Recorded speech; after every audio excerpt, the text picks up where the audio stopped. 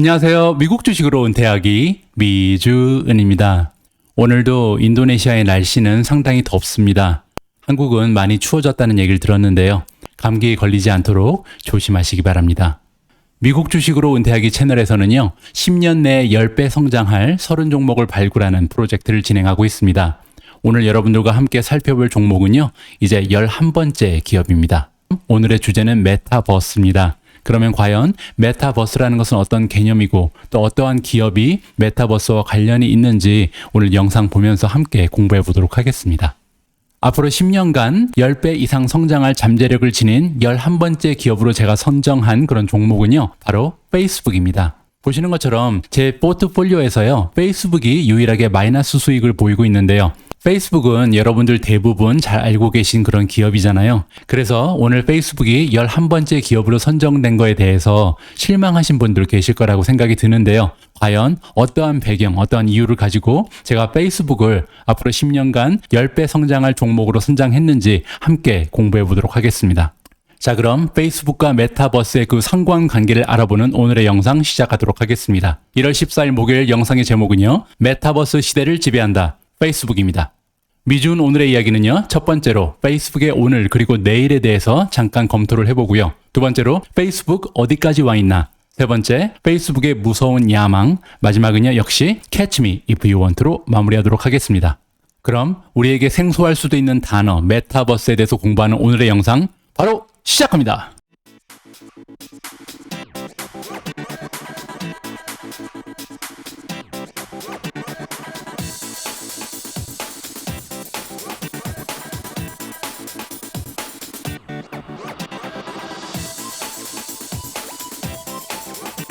오늘도 미주은과 함께 해주시는 모든 분들께 감사의 말씀을 드립니다. 구독 그리고 좋아요는요. 여러분과 제가 함께 부자가 될 수 있는 길입니다. 꼭 부탁드립니다.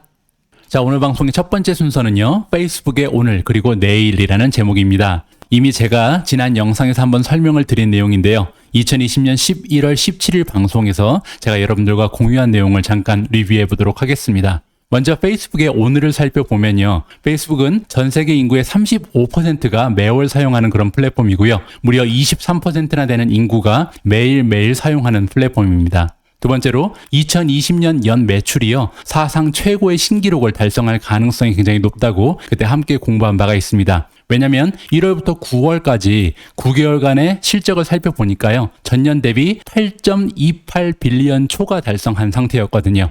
세 번째로요. 3분기 순이익률이 무려 36.5%에 달합니다. 이런 기업을 찾기가 굉장히 어렵다는 거 여러분들이 이제 알고 계시죠? 마지막으로 최강 발란시트라고 써놨는데요. 전체 자산에서 부채가 차지하는 비율이요. 24%밖에 되지 않습니다. 따라서 나머지 76%는 자기 자본으로 지금 자산을 이루고 있다. 따라서 페이스북 같은 경우는요. 현재 주가가 올라가지 않는 것 빼고는 실적 하나하나가 너무나 건강한 모습을 보여주고 있다. 이렇게 우리가 정리가 할 수가 있습니다.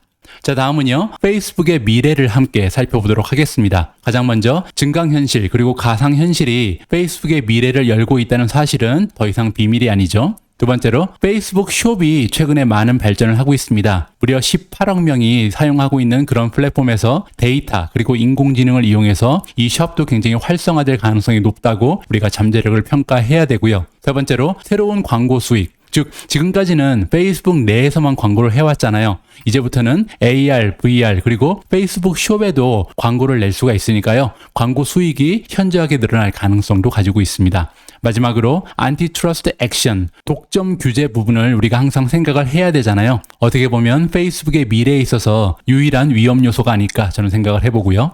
여러분들 참고로요. 오늘의 영상은 페이스북의 스토리를 함께 알아보는 시간이거든요. 그래서 주식 분석 영상을 원하시면 지난번에 제가 올려드린 영상을 참고하시면 도움이 될 것 같습니다.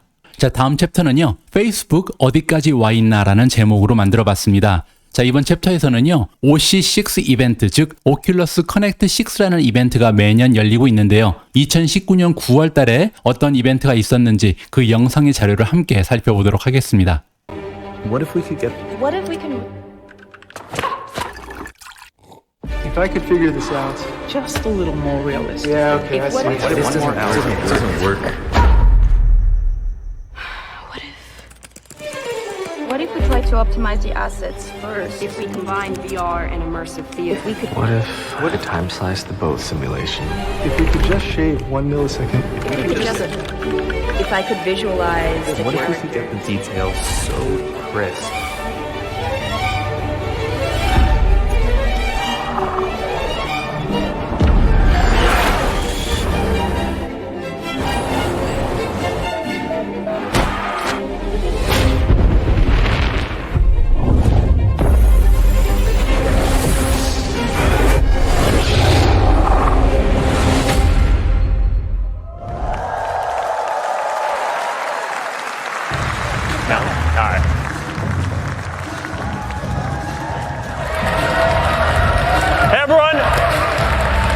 Welcome to OC6. We have a lot of awesome stuff to go through and show you all today. But first, I wanted to start off by, I've been saying for a while that we think that augmented and virtual reality are going to be the next major computing platform. And I just wanted to start off by talking for a little bit about why. Back even before I started Facebook, when I was still in college, I was studying psychology and computer science. Right? Because for a lot of us here, it's not just about building technology. It's about building technology that works the way that we do. And the first thing that you learn in Psychology 101 is you go through the anatomy of the brain, and you start learning just how much our brains have evolved and how most of them is really about connecting and communicating with other people. And so we have the language centers that almost no other animal has. You have the visual cortex, where we're especially dialed in to understanding people's emotions, right? If you're talking to someone and they move their eyebrow a millimeter or their cheek a little bit, you're going to notice because that means a completely different thing, whereas if something moves over there, you're probably not even going to pay attention. We have our mirror neurons that when we're interacting with another person, we understand what's going on in them and inside of us. So we experience the world through this feeling of presence and the interactions that we get with other people, which is why Facebook's technology vision has always been about putting people at the center of your computing experience. And we've mostly done that so far through building apps. And I don't think it's an accident that a lot of the top used and biggest apps that are out there are social experiences that put people at the center of the experience, because that's how we process things. And the defining aspect of augmented and virtual reality is that they deliver this sense of presence, or that no other technology platform before has ever delivered. You feel like you're right there with another person or in another place. And now, sure, we have a lot of work to do before we're going to get to that perfect form factor that we all want. But you can already see glimpses today of how the devices that we're all working on are helping to deliver a feeling where we are more present with the people that we're interacting with there, not less, like a lot of the other platforms that are out there today. So longer term, and I think that this is going to add up to a lot of really big changes. We're going to be able to live anywhere that we want and be able to feel like we're present with the people and the jobs and opportunities that we want to have access to anywhere we want. So that's why I'm so excited about this. And I know that a lot of you are working on this because you're excited about similar things, and it's awesome to be on this journey together. So now, in order to do this, we need to build we need to do a couple of things. The first is we need to build a lot of technology that's going to help advance and deliver this feeling of presence.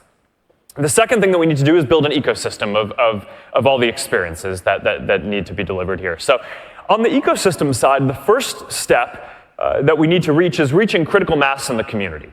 And once we get to a certain size in the community, it's going to become economical for all developers, from the independent folks up to the biggest AAA developers that are out there to build content for VR. And once we reach that point, the amount of content is just going to explode, and that's going to push adoption further. So in getting there, Quest is off to a great start. It's only been on sale for about 4 months now, and we are selling them as fast as we can make them. But even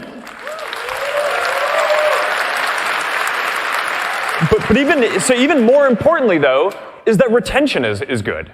Right, so people are using it week after week after week, which is a great signal for how the content ecosystem is getting stronger, and VR is becoming something that more people are stepping in and out of on a day-to-day basis, rather than this kind of one-off special experience that you need all this different equipment for and you need to dedicate a whole room in your house to. So these are all really good signs.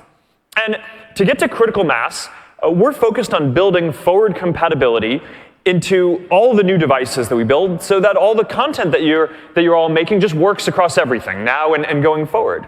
So the goal is that if you develop something for Quest today, then our goal is to make it work on all future Quests as well. And that means that when you buy a Quest, that you're not just buying something that's going to be locked in time, that as all the new content is built for the future, it's going to get better. And also, as we deliver major software updates, the platform is also just going to dramatically improve. And that's going to be a big theme of what we want to talk about today. But of course, the biggest part of this depends on all the awesome stuff that you're building. So we need to build an ecosystem that supports all of you, which is why I am proud to share the news that as of today, people have bought more than $100 million of content in the Oculus store.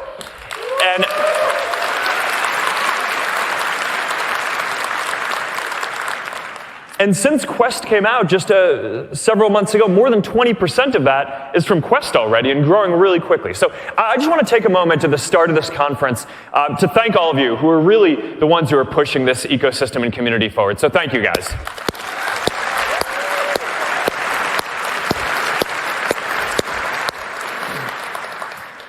But I want to move on to another one that's about to make your Quest a lot better too. So a lot of the technologies that we're working on here are foundational, not just for virtual reality, but also for the future of what we want to do with augmented reality too. And one of the really foundational things that we feel like we want to improve and make a lot better is input. Because in the future, you're going to be able to interact with digital objects with your hands, or just as naturally as you can with physical objects in the world. Now, I'm sure that a lot of you remember the first time that you tried out touch controllers, right? And how awesome it was. You were just able to look down in virtual reality and reach out and grab something or throw it and do something with it. And it really just added this whole element to the experience.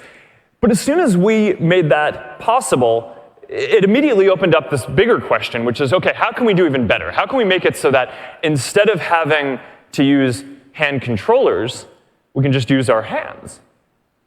And I am excited to announce that early next year, we're launching hand tracking on Quest.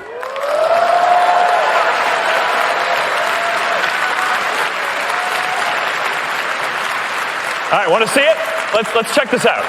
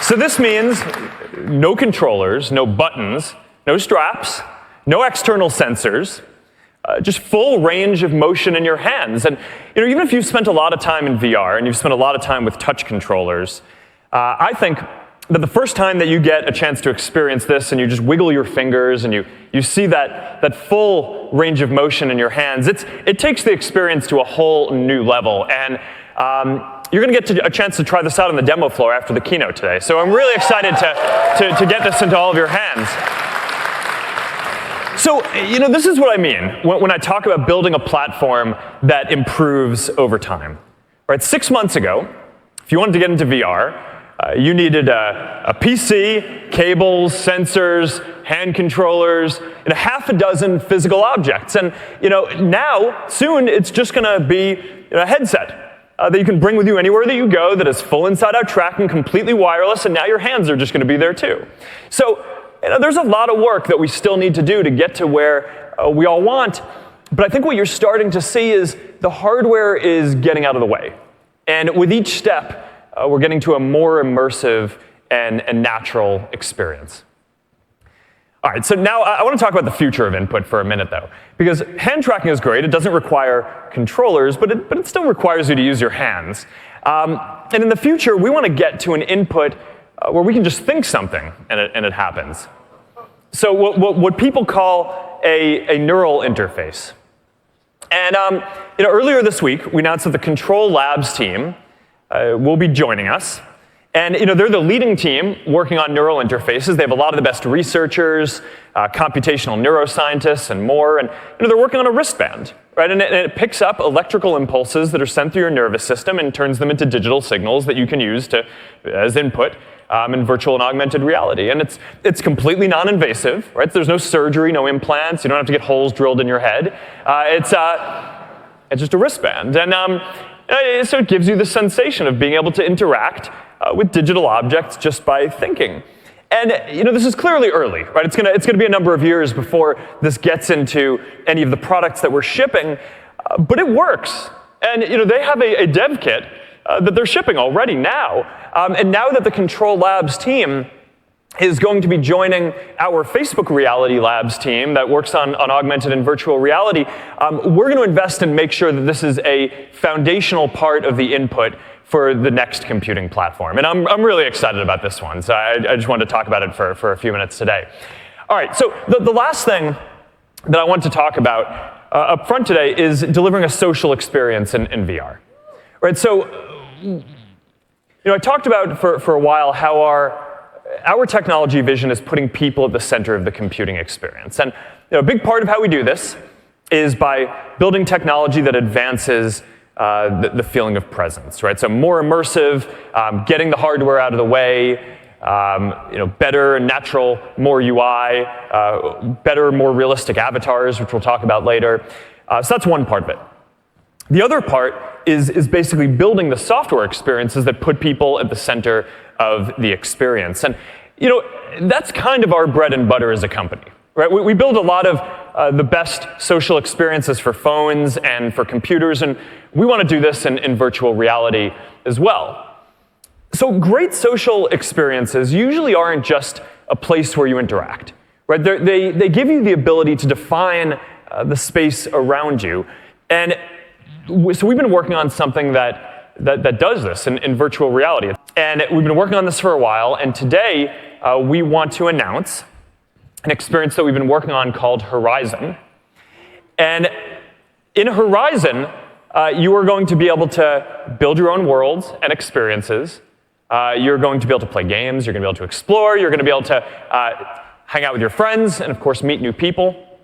And because everyone is going to be able to create their own spaces and experiences within it, Horizon is going to have this property where it just grows and expands and gets better and better over time as we focus on building this out for many years to come. So let's take a look at this. Beyond our world, there's another world. And it's right here, on my face. Welcome. This is Horizon. Think of me as your guide / self-appointed spokes avatar, here to show you around. Horizon is filled with possibilities. You can play stuff, make stuff, fly stuff. Whoa! Really love the stash, Stuart. What up, Stuart? Wait, I want a mustache. Horizon isn't about rules or limits or pants or people telling you not to fly an airplane while drinking your fresh ground, fair trade, French press morning coffee through a curly straw. Isn't that right, Debbie? Mm-hmm. It's about getting out there and trying new things, making your mark, making friends with an Australian named Mark. Oh, actually, I'm from New Zealand. And you can even build a world of your own, like laser tag moon landing. Or this islandy place with these cutie patooties.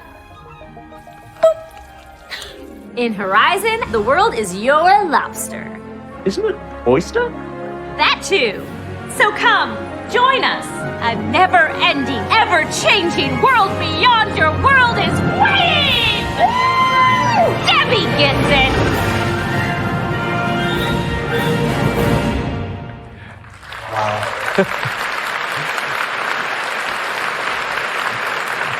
All right, so we've built Horizon to be a welcoming and inclusive community from day one. A lot of the social tools that power it are the same ones that we built over the years to power Facebook and Instagram as well.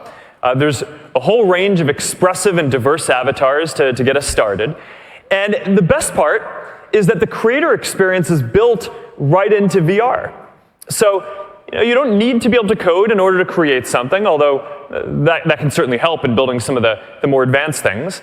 You don't need to take off your headset in order to make something. You can make some really neat stuff in just a couple of hours if you want, and then invite your friends in and have experiences and hang out with them right there.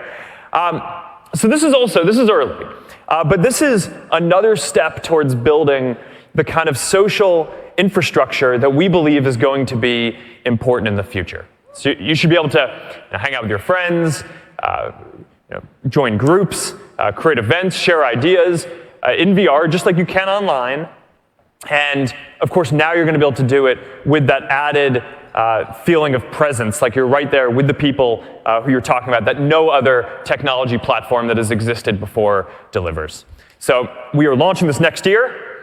We're putting the finishing touches on it now, and I'm looking forward to seeing what you all do with it. And I hope you enjoy everything else we're going to show you. All right, have a great day. 자, 다음에 제가 준비한 내용은요. 페이스북의 무서운 야망이라는 제목으로 준비를 했는데요. 이번 챕터도 간단한 영상으로 알아보도록 하겠습니다. 자, 지금부터 제가 보여드릴 영상의 내용은요. 페이스북이라는 기업을 선과 악의 기준으로 판단하자는 그런 내용이 아니고요. 단순히 투자자 관점에서 보자는 내용이니까 이 부분 참고하시면서 이번 영상 함께 해주시기 바랍니다.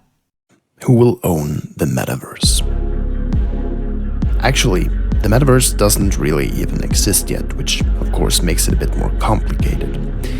But it's for that very reason that it's important to discuss it now, so that we can partake in shaping what it becomes in the future. We can define the metaverse as a shared, persistent, virtual collective space created by a convergence of virtual reality technologies and the internet.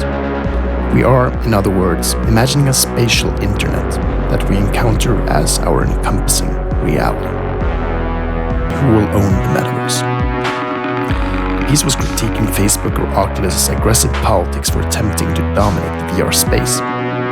Not only is Facebook actively destroying companies in competition with them, they're also utilizing aggressive tactics towards their customers.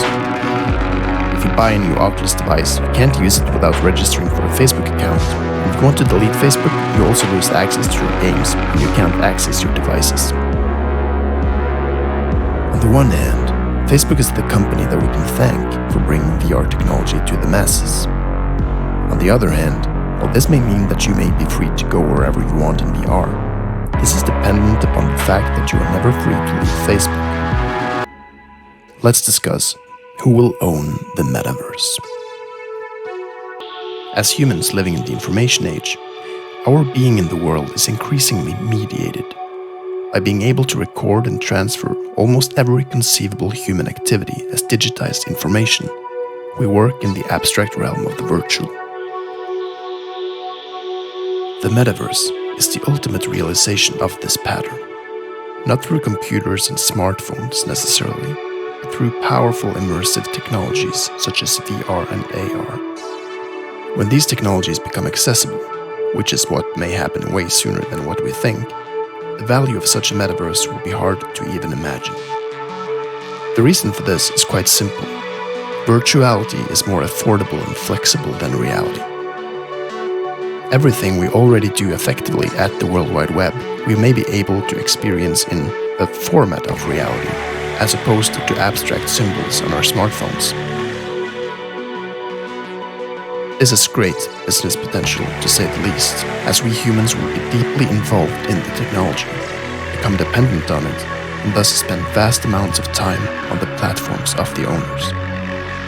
Oculus, the largest VR company in the world, just released their newest flagship model, the Oculus Quest 2. The wireless VR headset is a standalone, so it doesn't need a powerful PC, has superior graphics and resolution, and has in its category of wireless standalone head-mounted displays no real competitors. The price is at only $299, so low in relation to the competition that many potential buyers wonder how it's even possible. What can lie behind this very clearly subsidized price?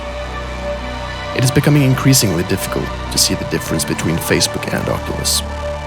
All new users of Oculus devices and all those who have purchased an Oculus Quest 2 now have to register at Facebook with real names and ID. If you delete Facebook, use a false account or break the terms and conditions, you lose access to all your purchases and applications.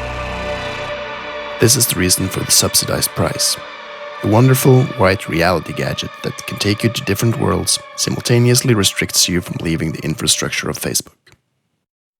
자, 오늘 방송의 마지막은 역시 Catch Me If You Want로 마무리하도록 하겠습니다. 자, 오늘 Catch Me If You Want 첫 번째 메시지는요, 최고의 실적 최악의 주가라고 써놨는데요. 지금 아시는 것처럼 페이스북은 지난 6개월간 주가가 거의 횡보를 하고 있습니다. 그럼에도 불구하고 실적 그 자체는 거의 최고의 기업이라고 할 수가 있잖아요. 따라서 이렇게 낮은 가격에 최고의 실적을 내고 있는 기업, 그것도 앞으로 미래가 촉망되는 기업을 매수할 수 있는 기회는 흔히 있는 것이 아니라는 점을 말씀드리고 싶고요. 두 번째로 if가 아닌 when의 문제다. 과연 2년 안에 활성화가 될 것인지, 아니 5년 아니면 10년이 걸릴 수도 있죠. 하지만 중요한 것은 이 메타버스라는 새로운 플랫폼의 모습은 우리가 사용하는 인터넷 환경을 급진적으로 바꿔줄 수 있는 혁신의 모습이다라고 저는 개인적으로 믿고 있습니다. 자, 세 번째로요. 메타버스의 구축을 위해서는요, 테크놀로지가 필수적입니다. 첨단 기술력이 있어야겠죠. 그리고 두 번째로 지속적인 투자를 할 수 있는 자본력이 필요합니다. 마지막으로는요, 대규모의 사람들을 모을 수 있는 플랫폼이 필수적인데요. 가만히 생각해보면 이러한 테크놀로지, 그리고 자본력, 그리고 대규모 플랫폼을 모든 갖춘 기업이 어떤 기업인지를 우리가 생각을 해낼 수가 있겠죠. 자, 마지막으로요. 이 메타버스라는 새로운 개념을 우리 기성세대의 시각으로 평가하거나 예측해서는 안 될 것이다라는 메시지를 여러분들과 공유하고 싶습니다. 우리 아버지 세대는요, 페이스북이 처음 등장했을 때 27억 명 이상이 사용하는 플랫폼으로 성장할 것을 전혀 예측하지 못했습니다. 따라서 지금 우리가 맞이하고 있는 새로운 개념인 이 메타버스라는 것도요, 우리가 기성세대의 시각이나 판단으로 평가해서는 안 될 것이라는 생각을 하게 됐습니다. 혹시나 자녀분들이 10대이신 분들은요, 메타버스에 대해서 자녀분들께 한번 배워보는 좋은 시간도 가져보시는 게 좋을 것 같습니다. 제가 오늘 준비한 내용은 여기까지입니다. 1990년, 그러니까 약 30년 전에요, 세계적으로 엄청난 히트를 쳤던 아놀드 스왈츠제네거 주연의 영화가 하나 있었습니다. 바로 토탈 리콜이라는 영화인데요. 이 영화는 당시 무명 배우였던 샤론 스톤이 비록 악역이긴 했지만 조연을 맡아 화제가 되기도 했습니다. 무려 30년이나 지난 이 영화를 잠깐 살펴보면요, 그 줄거리가 메타버스를 배경으로 하고 있습니다. 정말 오래전 영화인데 대단하죠? 이 영화에서는요, 자율주행 전기차도 등장하기 때문에 우리가 4차 산업혁명 투자 공부를 하기 위해서는 이 영화를 한 번 더 시청을 해봐야 될 것 같습니다. 그런데요, 여기서 제가 말씀드리고 싶은 부분은요, 예전에 공상과학 영화에서나 볼 수 있었던 일들이 이제 실제로 일어나기 시작했다는 점입니다. 우리에게 변화는 두렵기도 하고요, 귀찮기도 하고 또 불편하기도 합니다. 하지만 우리가 변화하지 않는다고 해서 세상이 변화하지 않는 것은 아니거든요. 이러한 격동의 변화를 맞이하는 시기에서 우리의 역할은요, 변화를 거부하는 것이 아니라 적극적으로 그 변화를 수용하면서 연구하고 공부해서 좀 더 긍정적이고 바람직한 방향으로 이러한 혁신이 자리 잡을 수 있도록 사회의 구성원으로서, 사회의 어른으로서 책임을 다해야 할 것 같다는 생각이 들었습니다. 우리 모두가 미국 주식 투자로 은퇴하는 그날까지 다 함께 화이팅입니다. 행복한 하루 되세요. 감사합니다.